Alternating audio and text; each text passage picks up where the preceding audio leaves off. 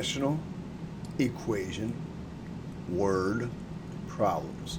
Fractions, equations, word problems. Oh my gosh, you gotta feel like you won the lottery. You're like, oh my gosh, I love when there's lots of words in math problems. It's not scary at all. There's lots of words, and I know it's going to be fractions, because fractions and rationals are the same thing, and I really hate this stuff. Oh, come on now. You know what you need? Some Dunkin' Donuts coffee. It makes you able to do fractions.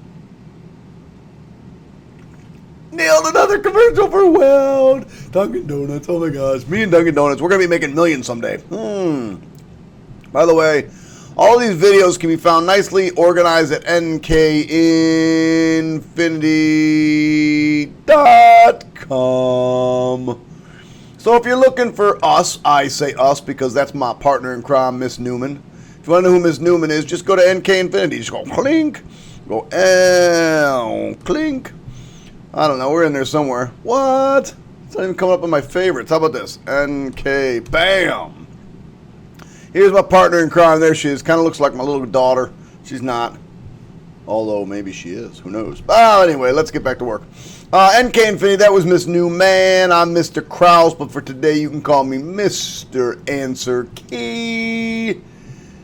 Now, if you don't try something before you come here and just try to get my help, you're not helping yourself. You need to help yourself. So, let's see. Yeah. You should probably have tried these on your own. Before you watch my solutions, try the problems on your own. It's a novel idea in mathematics. Try and try and try and then get help. I always tell my students, if you're not tossing your pencil and stapler and brother's shoe across the room because you're mad at math, you're not really trying very hard. You got to get mad at math. You got to get PO'd. I always say it's better to be PO'd than peoned. Anyway, whatever. Let's get going. You ready? All right, number one. Hopefully you've already tried it. What the heck is this? Thunder Thighs and Fries plays kickball every Friday. I have no idea what that is, but whatever. So far, they have won 8 out of 20 matches. How many games will they have to win to improve their winning percentage to 75%? I wonder what they are right now. Let's see what that is. That's 8 out of 20. But isn't that the same as 4 out of 10? Which is really just 40%. And I want to get all the way up to 75%. Oh my gosh. Good luck, bros. Anyway, the question says, how many will they have to win in a row? In a row. That means we're just going to go on a win streak to improve their winning percentage to 75. All right, so let's get started on this problem. We're going to say let. Oh, no. Did you just say let? Did you just say let? That means the word problem. Because we got variables we got to assign to, right? Oh, no, I'm so excited. Let X equal number of games won in a row. Now, check this out. You got to think a little bit. Let's say I play one more game and I win it. So now I've won 9. Let's say 2 more games. So if I win 2 more games, that means I've won 10 out of 22 games. Now, where did I get that? Well, it was, as I showed you before, 8 out of 20. But then I won 2 more games. But if I won 2 more games, didn't I play 2 more games? So not only do I have to increase the number of games played, I also have to increase the number of games won. So both the numerator and the denominator win. Well, if X is the number of games I'm going to win in a row, that also means that's the number of games I played, in addition to the 20 I already played. So the way this is going to work is simply like this. We're going to say 8 plus the number of new games over 20 plus the number of new games. Now, I don't know what that number is. Have no idea. But when I'm done, I want it to be 75%. Now, if you want, you can write this as 75 over 100, but then you're dealing with ginormous numbers, and I don't really want to deal with ginormous numbers, so I'm just going to say 0.75, because that's what 75% is. Maybe your teacher told you to do 75 over 100. That's fine, too. In fact, let's just do that. Let's just do it. I say ginormous, but they're not really that bad. 75 over 100. It's not the way I did on my answer key, so I hope I get this right. I got coffee. How could I not get it right? Let's cross multiply. 20 times 75. I think that's 1,500 plus 75 x's is equal to 800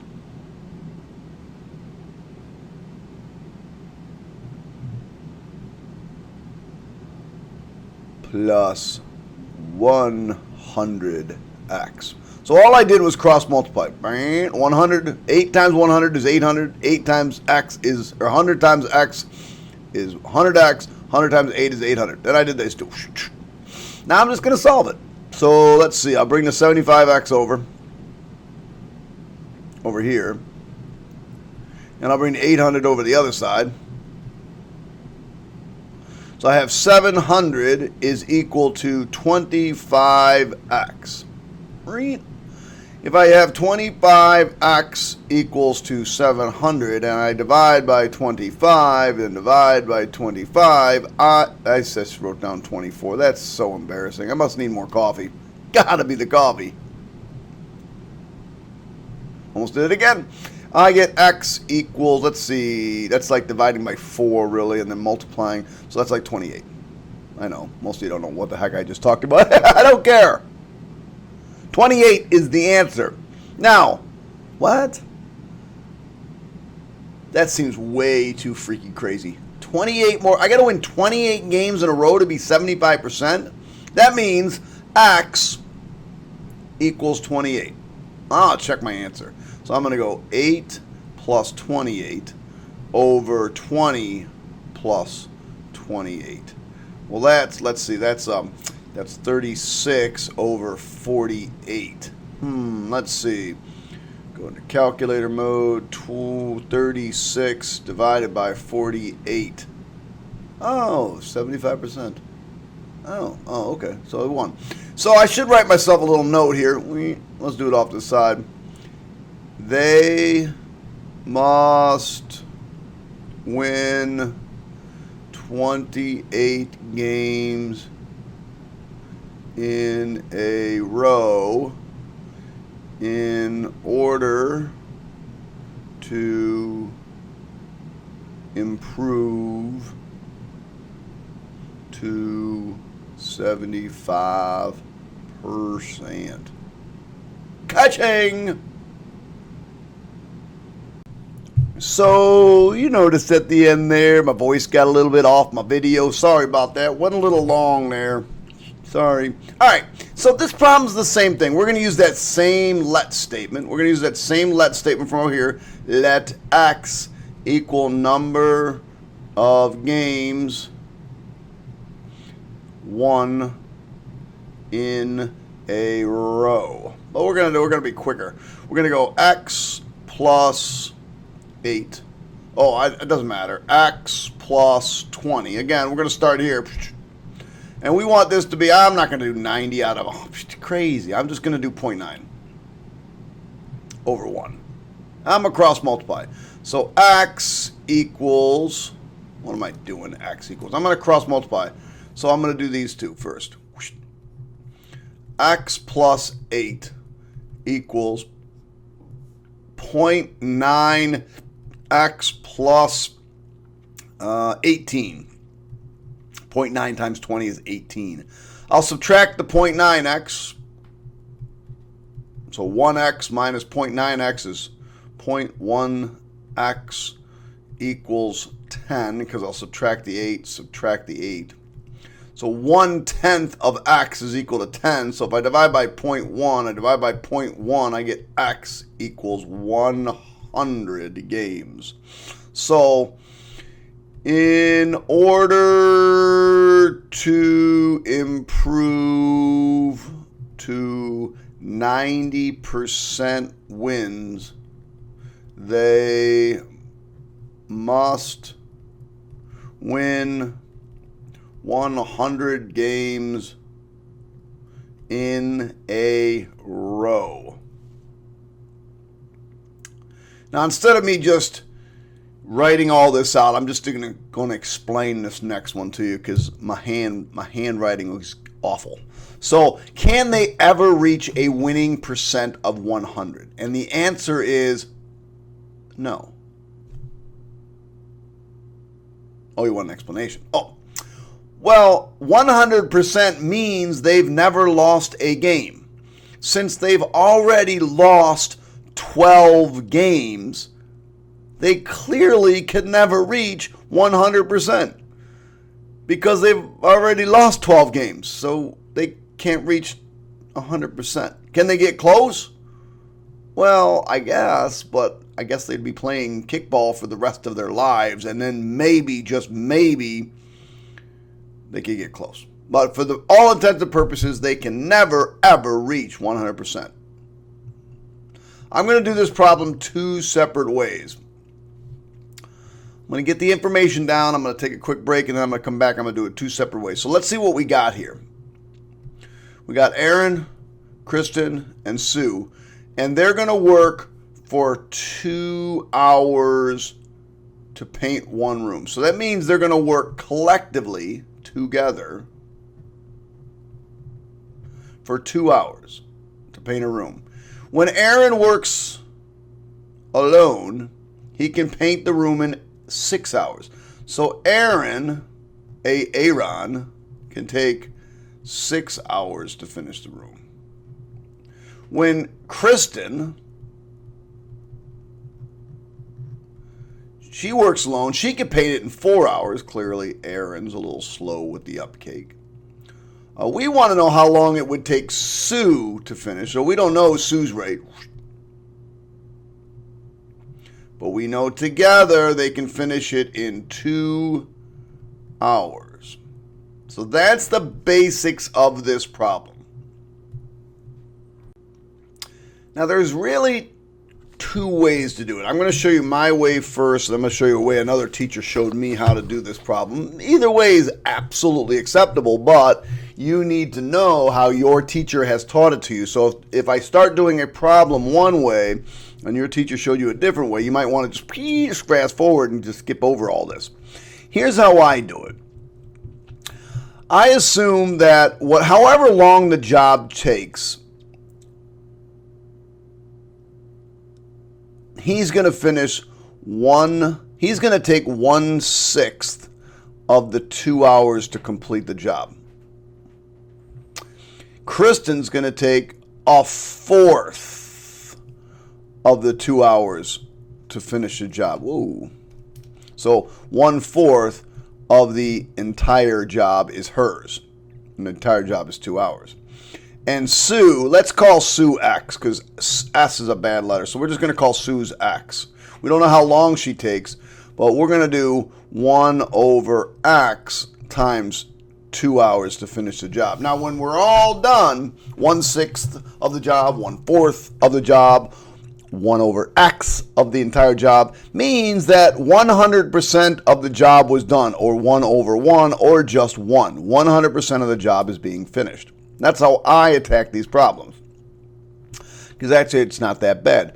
2/6 is the same as 1/3. Plus, looks like Sue's going to finish half the job. Plus 2/x is going to be Sue's portion of the job, and we got to finish 100% of the job. Now, my lowest common denominator, LCD, is 6x, and this is how I go about solving these. I'm going to multiply everything through by 6x to solve the problem. Okay, let's see what we got here. The 3 goes into 6 twice. That gives me 2x. The 2 goes into 6 3 times. That gives me 3x. And the x's cancel here. That gives me plus 12 equals 6x. All right. Well, this is really 5x plus 12 equals 6x, or x equals 12. And there is the answer to my question. It will take Sue 12 hours to complete the job on her own. Sue is really slow with painting. All right, let's try method 2. Method 2 is very similar, but different. Method 2 works this way.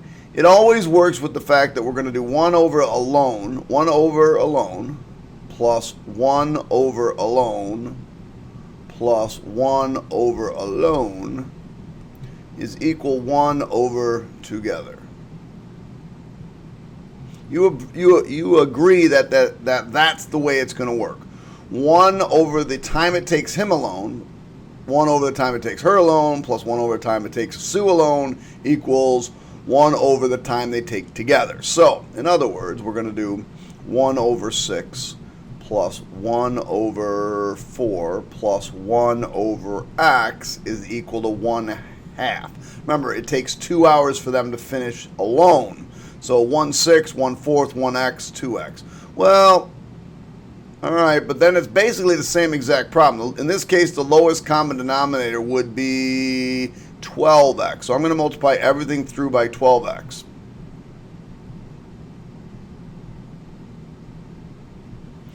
And this one I get, let's see, 6 goes into 12 twice. That gives me 2x, plus 4 goes into 12 3 times. That gives me 3x.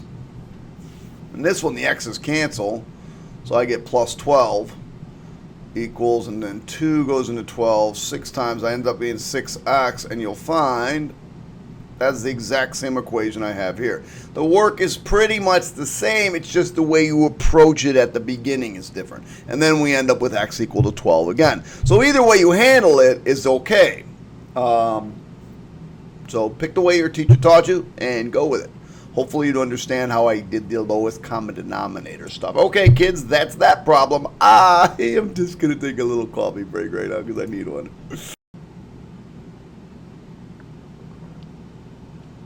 Oh my gosh, it was way too short of a break.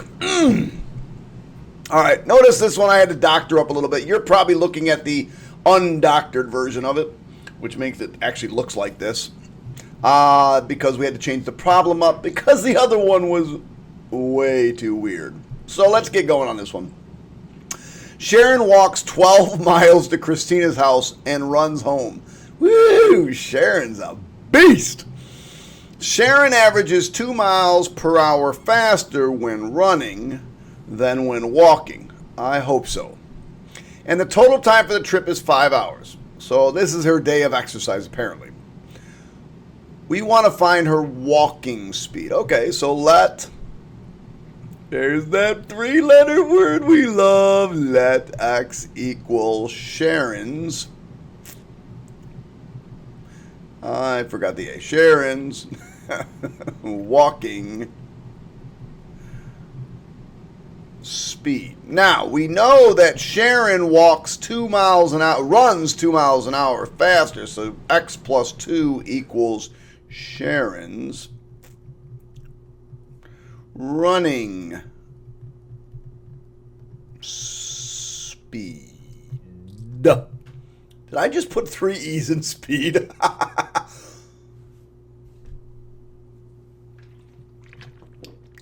Much better. I won't spell anything wrong again.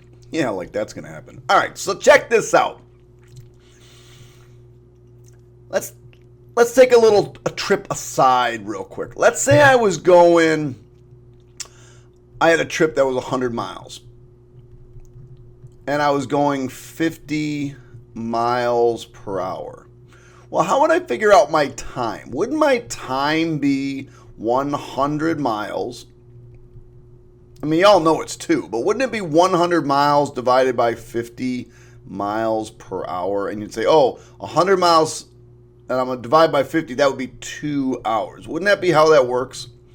So you know that time is equal to distance divided by rate.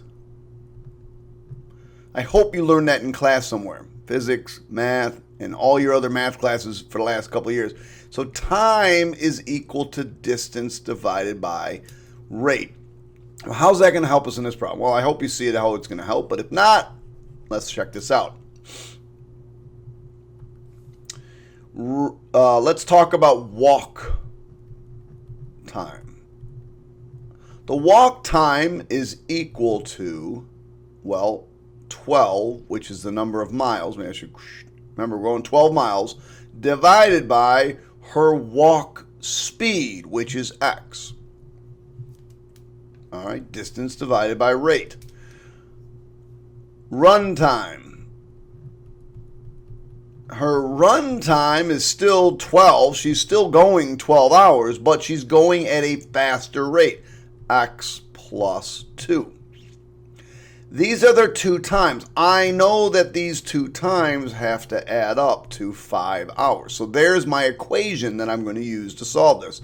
12 over x, time to walk, plus my time to run, has to equal my total time.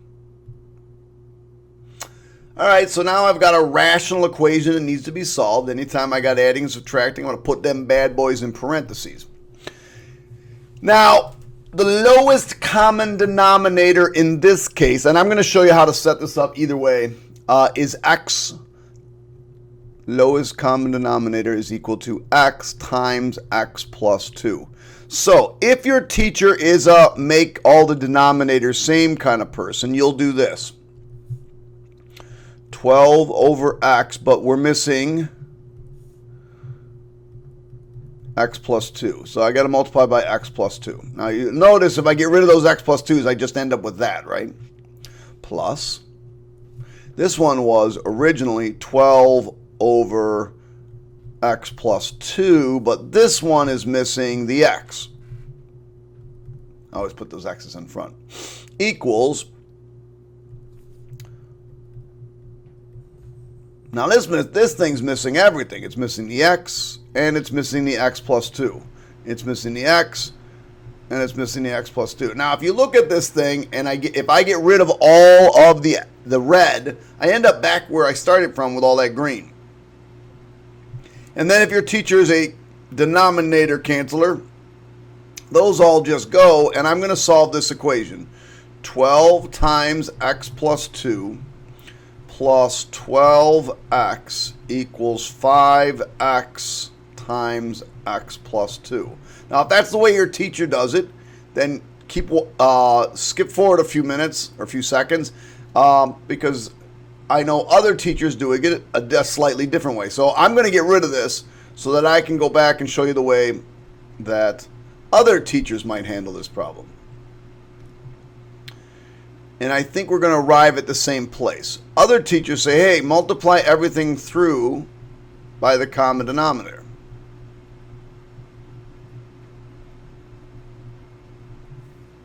All right. Here the x's cancel. And I end up with that. Here the x plus 2's cancel. And I end up with that. Here nothing cancels, so I end up with that. Same work, same process, same equation. We just arrived there slightly different way. So there's our equation. So now we're going to keep going. 12x plus 24 plus 12x equals 5x squared plus 10x. Yay! It's a quadratic that needs to be solved. And since my squared term is positive, we're going to move everything to the right side. So we end up with 0 equals. Now this is 24x. So when I subtract 24x here, so I get 5x squared minus 14x minus 24. So now I just got to factor this thing. 0, 5x, and x. Let's see. Probably 6 and 4. Let's try 6 and 4. See if that works. That's 20 and 6. 20 and 6 make 14. Yay! And this one has to be negative. And this one has to be positive. So when I solve this one, I get x equals negative 6 over 5. Can't have negative time, or rate. You can't be running negative 6 over 5 miles per hour. It doesn't make any sense. So x equals 4. So have I answered the question? I found out x was equal to 4. And x represents, why can't I get there? X represents Sharon's walking speed, and they asked for her walking speed. So Sharon walks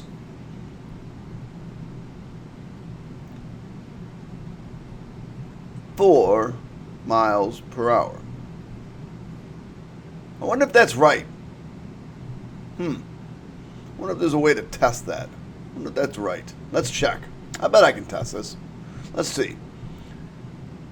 12 over 4, that's the walking time, plus 12 over 4 plus 2, that's the running time, has to equal 5 hours. This is 3. Now 12 over 6 is 2 equals 5, so 5 equals 5, 5 hours. Yay, I did it. All right, kids, this next one is a beast. Pause the video, try it on your own, you lazy bums.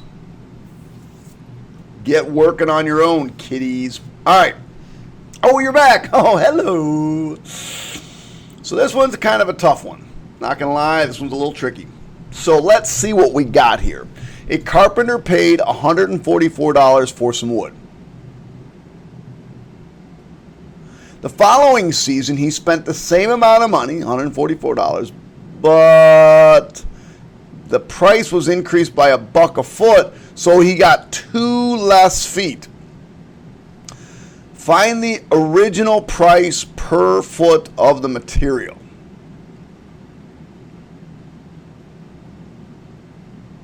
Let's talk about how I'd find the price of that. Let's say I go to the store and I want to buy some candy bars. And I spent $10 on candy.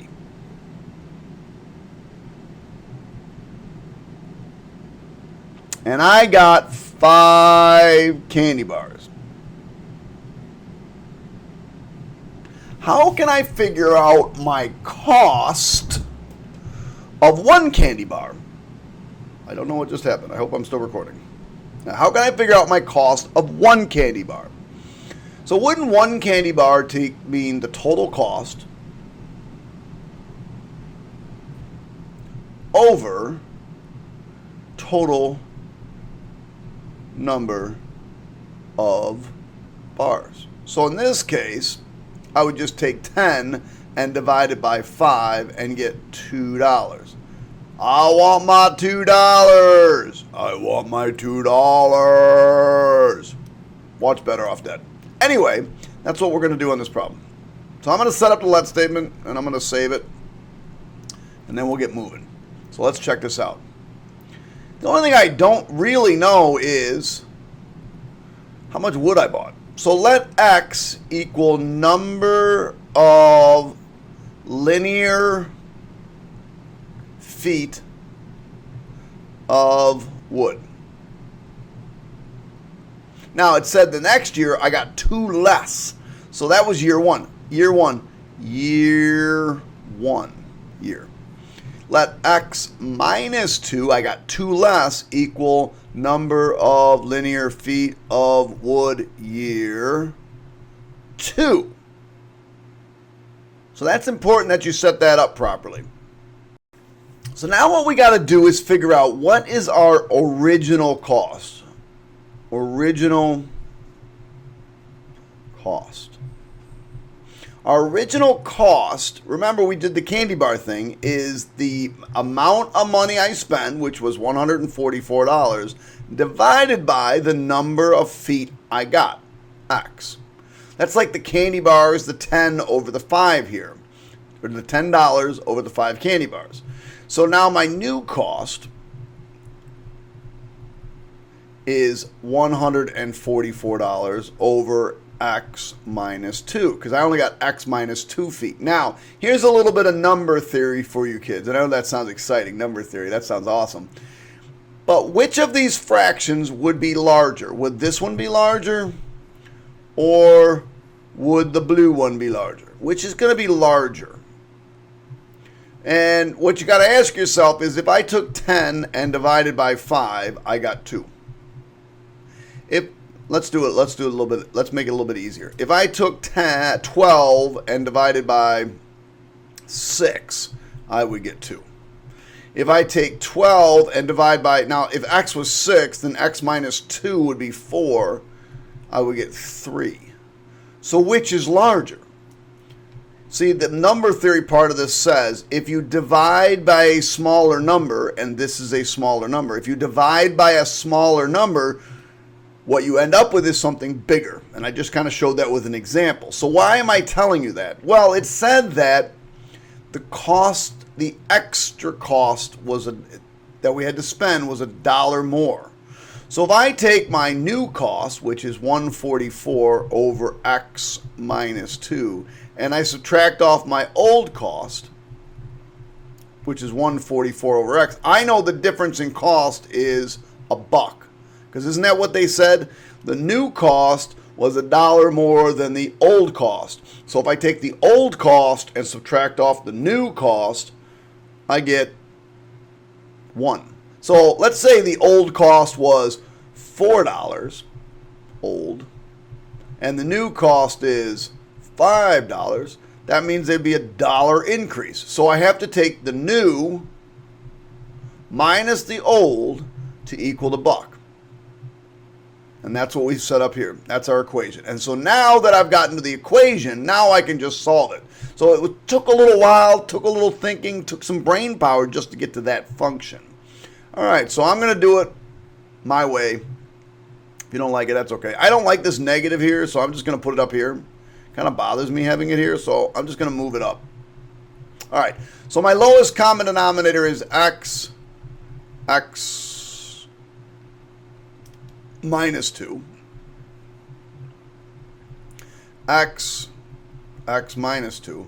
And again, if your teachers change all the denominators, go ahead. You're going to arrive at the same equation. Just make sure you arrive at the same equation I do. The X minus 2's cancel. I end up with 144X minus 144. That's a minus. The X's cancel here. X minus 2 is equal to X minus 2. All right, so there's my quadratic. It doesn't look like a quadratic yet, but it is, that I have to solve. 144X minus 144X plus 288. Now plus because I'm multiplying here, right?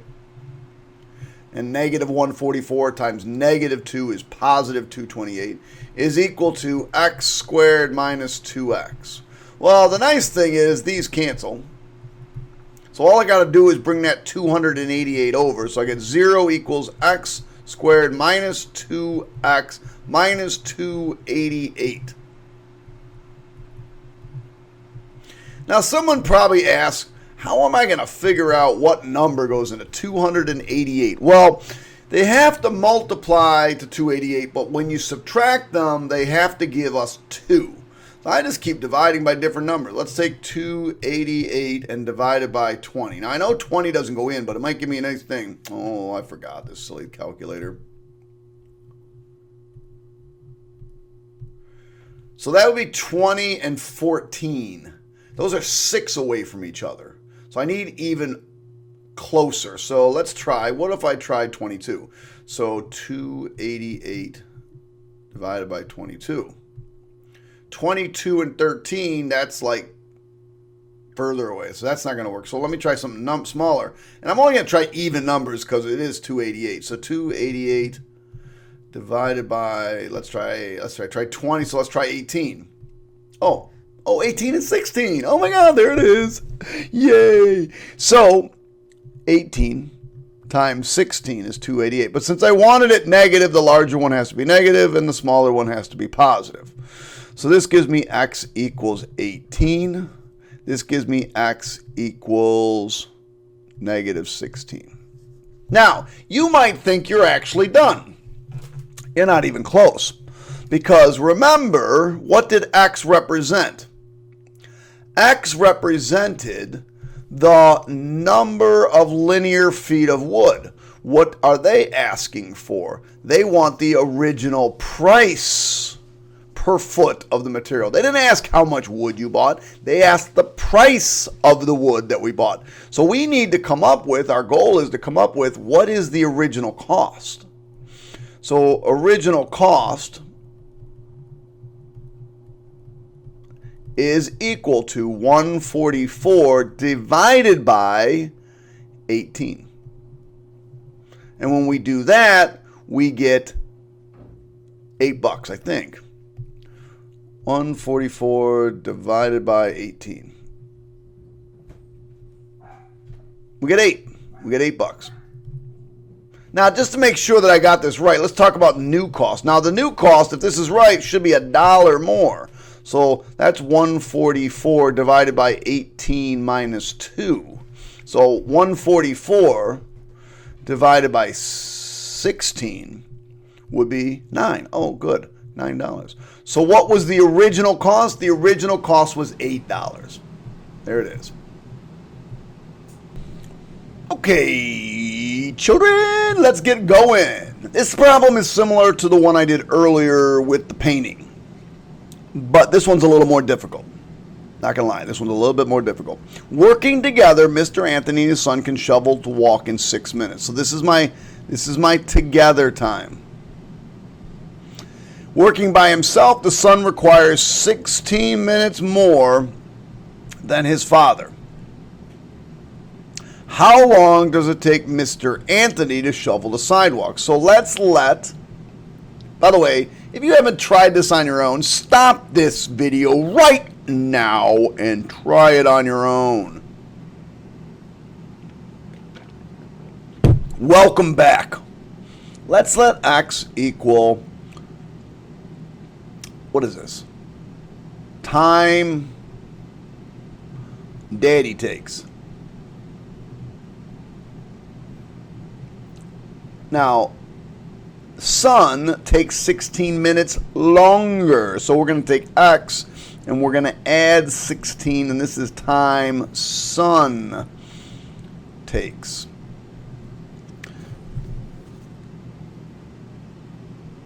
So we're going to work this problem the same way we did earlier. I'm going to do it the way I like to do it. 1 over x times together.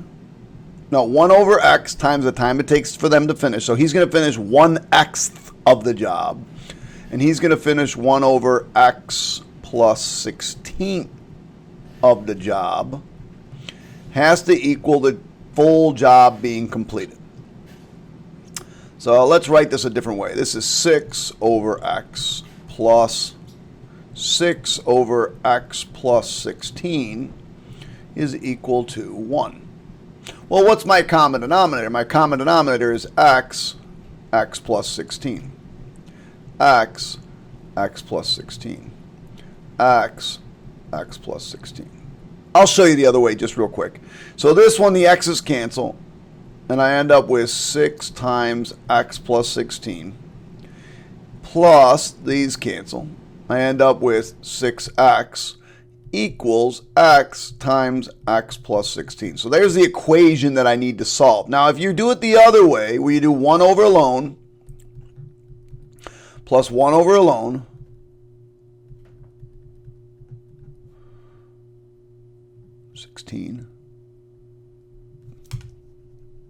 plus 1 over alone equals 1 over together. Let's see, what's the common denominator here? The common denominator here is 6x, x plus 16. So this one you're going to multiply by 6x, x plus 16. 6x,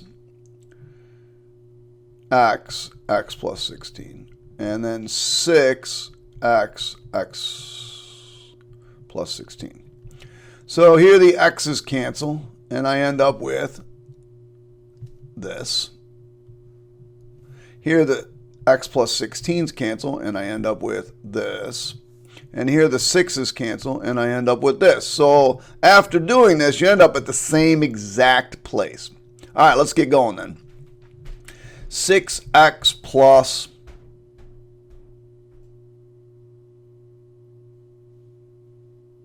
96? Yeah, 96. Had a little brain fart there for a second. 6x equals x squared plus 16x. I want everything on the right side because my x squared is positive, so I get 0 is equal to x squared. So this is 12x, so I'm going to subtract 12x. So I get plus 4x minus 96.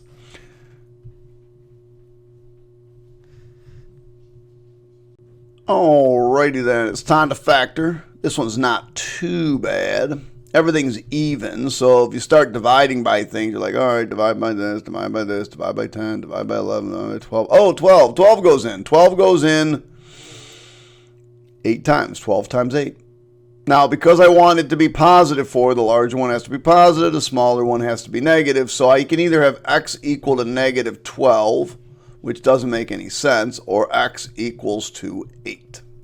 So how long does it take Daddy to finish it? Daddy takes 8. Son takes 24.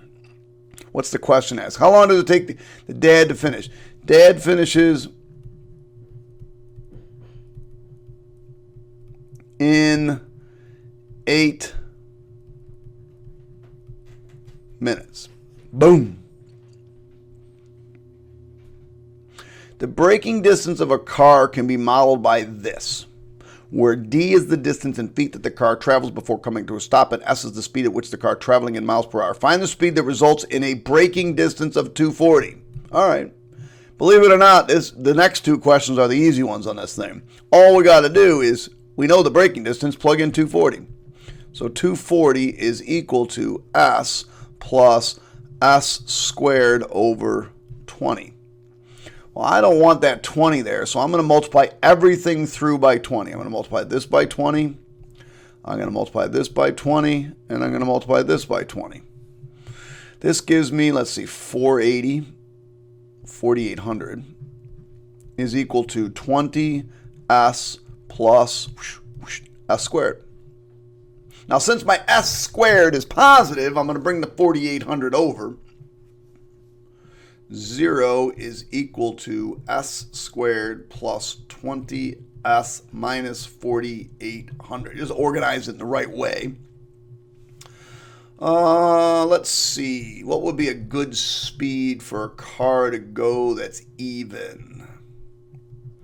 How about 60? 4,800 divided by 60. 60 and 80. 60 goes in 80. Oh, wait, those are 20 away from each other. Hey, got it right the first time. So 60 and 80. Now, because they have to add up the positive, this has to be the positive and this has to be the negative. Not 68, just 60. Because those have a difference of 20 and they multiply to negative 4,800. So this gives me my s equals 60. Or s equals negative 80.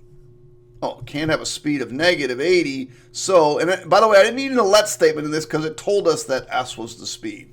So, a speed of 60 miles per hour results in a stopping distance of 240 feet. Yay! That one was simple. All right, last problem. Now, there are students that take a look at this problem and get immediately scared.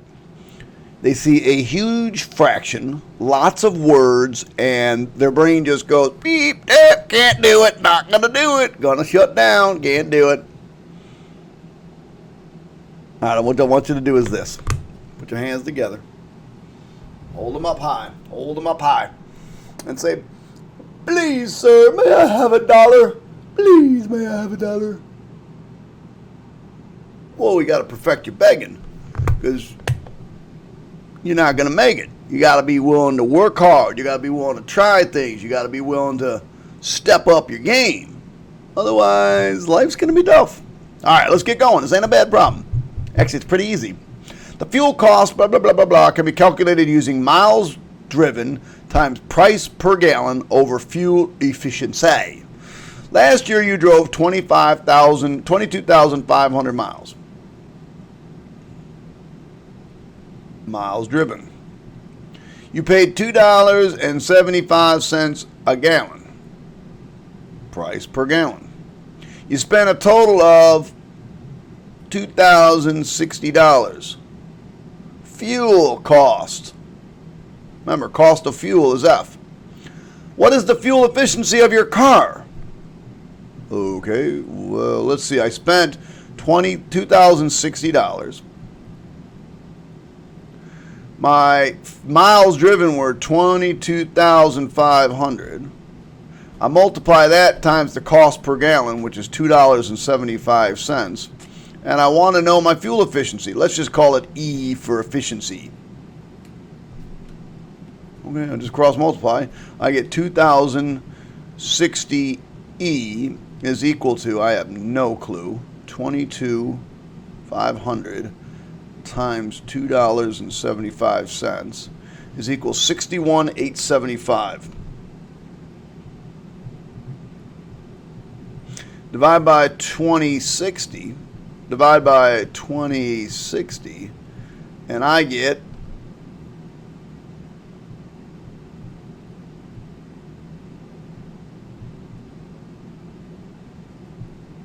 30.0364. 30.0364. And it says, what is the fuel economy to the nearest gallon? So, the fuel efficiency, there's no way I'm spelling that word right, is 30 miles per gallon. Now, check this out. How much more money would you have saved if your fuel efficiency went up 5 miles per gallon? This is the kind of thing that kills me. Check this out. The government hates the fact that, we're going to save all this money. We're going to raise the fuel efficiency of these cars. We're going to see. So let's just see how much money we're going to save. By the way, 22,000 miles in a year is a lot. Most people drive around $12,000 a year. So let's see. We don't know what our fuel costs are going to be. But what we're going to say is we're going to drive the same amount of distance, 2,500, times $2.75, and a fuel efficiency of 30 miles per gallon. Oops, excuse me. We're going to go 35. So all I got to do is figure this out. So I come over to my calculator, and I do control division. 22,500 times 2.75. We're going to divide by 35. And I'm going to spend $1,767.86. Now, does that answer the question? I don't think it does. This is how much money would I have saved? So my saved would be my old amount, which I believe was 2060, minus my new amount, which is 1767.86.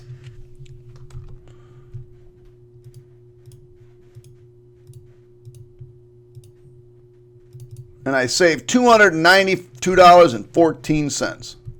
$292.14. Don't put the 3 in there because money doesn't do that. Why am I not getting? Oh, there it is. $219.14. So I would save $292.14. Good enough. I told you it was easy, didn't I? That's it, kids. That's it. That's all she wrote. 5.7 is over. Hit the subscribe button. Hit the thumbs up. Tell me how much you enjoy. And if you don't hit the thumbs up, drink some coffee, then hit the thumbs up like 100 times. Wait, no. That's back and forth, back and forth. 100 times would be okay. I don't know. Hit it once. That's all I need. Catch you on the flip side. Bye. No, really, bye. No. You're going. You're going. I'm going to make you go. I'm going to make you